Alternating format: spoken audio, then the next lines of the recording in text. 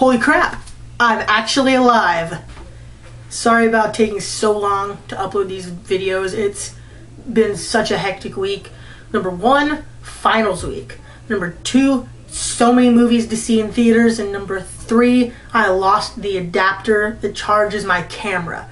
I finally found it, and now I have a charged camera, and I've seen 5 movies that I haven't put reviews for that I now have to make reviews for. So I'm gonna do 2 at a time, because the videos will just be too long if I do more than 2 reviews at a time. So here we go. This one, Australia and Transporter 2. Alright, I guess I'll start with Australia first. This movie is by, I don't know how to pronounce his name, Baz Luhrmann, I think. It sounds like one of those retarded names you could give a person, but he did, Moulin Rouge, which is actually one of my favorite movies. I really like Moulin Rouge. I know I'm not gay, no I'm not a chick, so I don't care what you say, Moulin Rouge is a good movie. And this is his first movie he's done in 7 years, since Moulin Rouge actually.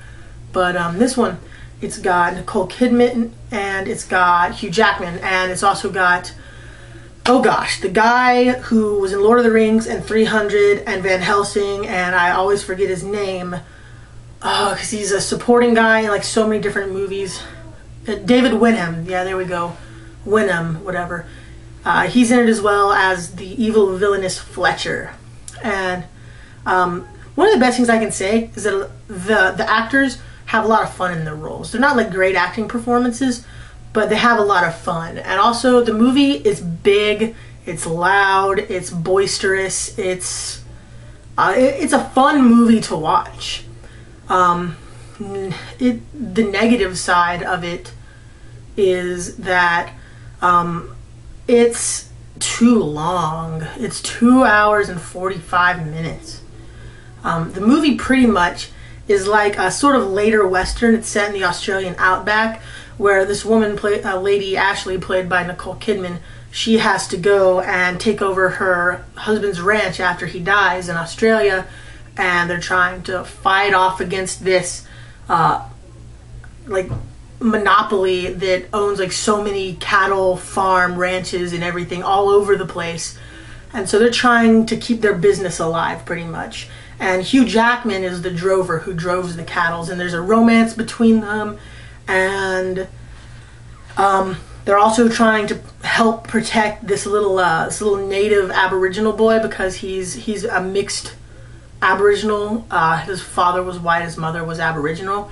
And those kids, they get put into like, not slave camps, they get put into, they just get sent away to camps to try to westernize them, I guess. And that's pretty much, for the first hour and 40 minutes or so, that's what the movie's about, is just them fighting against the monopoly. And that's a great part, right? That whole hour and 40 chunk is great. But then, all of a sudden, it becomes a war movie, and it gets all so drab, and it just gets so depressing compared to the vibrant first half of the movie. It just feels like 2 movies slammed together. And I would say once the hour and 40 minutes of the first part of the movie is over, leave the theater, because that is almost a 4-star movie for me. But then it just switches, and it's boring, it's depressing, it's too much of an Oscar-y movie. It's just trying to be so deep, and it just doesn't feel like it belongs in the movie. So I'm gonna give Australia 2.5 stars. I would say rent it, but it's such a big, boisterous, loud movie that you'd have to see it on a really good theater screen, or on a really good home system as well. So if you only have like a little TV like I do, then just see it in theaters. Even though it's not a great movie, I still recommend it. Also, Transporter 2. I love Transporter and Transporter 2. I think they're great action movies. They're, you know, I think a lot of people say the plot doesn't matter, but I think the plots in the first 2 are pretty good plots, and at least for an action thriller like that has a lot of sort of pulp cheesiness to it as well. I think the action scenes are great, but in Transporter 3, it just seems like a rehash of the first one, and it has just the action sequences. They've got a different director. The guy who did Transporter 2 is the guy who went on to direct the new Hulk movie, and it obviously didn't get him, since he's on to bigger and greener things in terms of money and in terms of the films that he's making. But this Transporter has a new director, and the fight sequences are just filmed so poorly, so much different than the last two Transporter movies.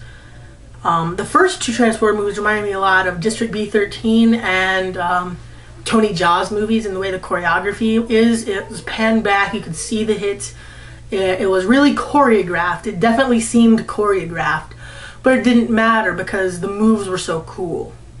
In this, it seems less choreographed, but it's just so in your face. It's like, oh my gosh, this fight scene is so awesome. I'm not going to show you anything that's going on. It's so amazing. It's like that, you know, you can barely see anything. I hate it when cameras do that. I hate it when it's the shaky cam. Not even the shaky cam, when it's just the up in your face, just moving everywhere, to where it's trying to make it seem exciting, but it just makes it to where you can't see anything. And it fails in that respect too. I was really disappointed with Transporter 2, unfortunately. I thought that it could have been so much better. I don't want to say it's a bad movie, it's just really average, so I'm giving it 2 stars. It's a rental, definitely a rental, and only if you really like the first 2 Transporter movies. It's gotten actually pretty good reviews, which surprised me. I don't know. I mean, maybe people just want action movies, and people like that kind of sequences. I really was disappointed by it, but that's just me. So I wouldn't really recommend either of the 2 movies, Australia or Transporter 2, to see really in theaters at like a high price, like $10 on a weekend. If you want to see either of them, definitely go matinee, and I wouldn't even recommend Transporter 2 for matinee. I'd recommend it for rental. So that's my ratings.